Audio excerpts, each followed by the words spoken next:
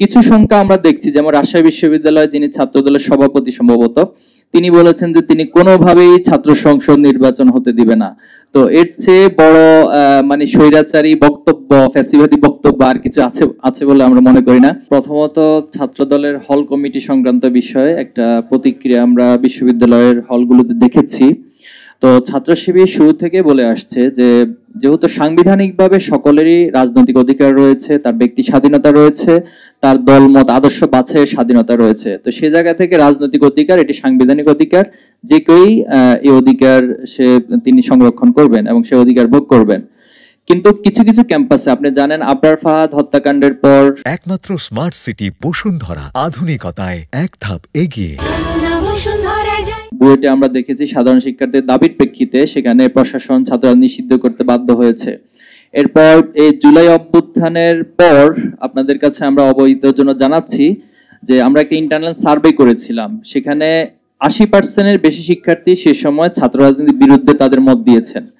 এখন প্রশ্ন হলো যে এই ছাত্র রাজনীতির প্রতি এই ভয় আতঙ্কটা কেন তৈরি হয়েছে? যেহেতু আপনারা জানেন গত 15 বছর ফ্যাসিবাদ কায়েম থাকার কারণে তারা ক্যাম্পাসগুলোতে ছাত্র রাজনীতির নামে যে অপরাজনীতি এবং আধিপত্য বিরাজ এবং এক ধরনের জুলুমতন্ত্র কায়েম করেছিল, তো সেই ভীতি এবং ট্রমা শিক্ষার্থীদের মাঝ থেকে এখনো যায়নি।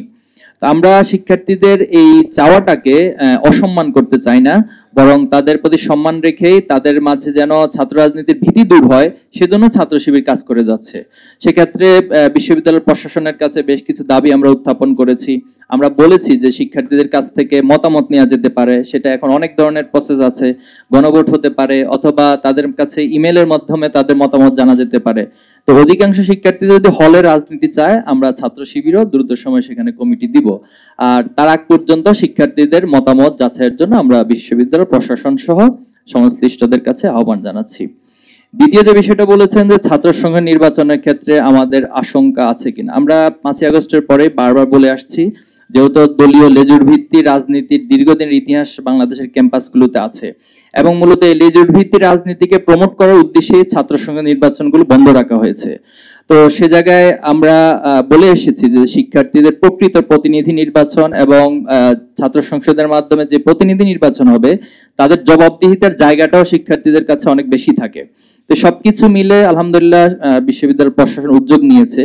কিন্তু কিছু সংখ্যা আমরা দেখছি, যেমন রাজশাহী বিশ্ববিদ্যালয়ে যিনি ছাত্রদলের সভাপতি সম্ভবত, তিনি বলেছেন যে তিনি কোনোভাবেই ছাত্র সংসদ নির্বাচন হতে দিবে না।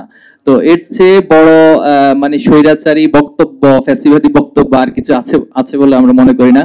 আমরা বিগত সময় ছাত্রলীগকেও দেখি না যে এই ধরনের বক্তব্য দিতে, যে তিনি কোনোভাবে ছাত্র নির্বাচন হতে দিবে না।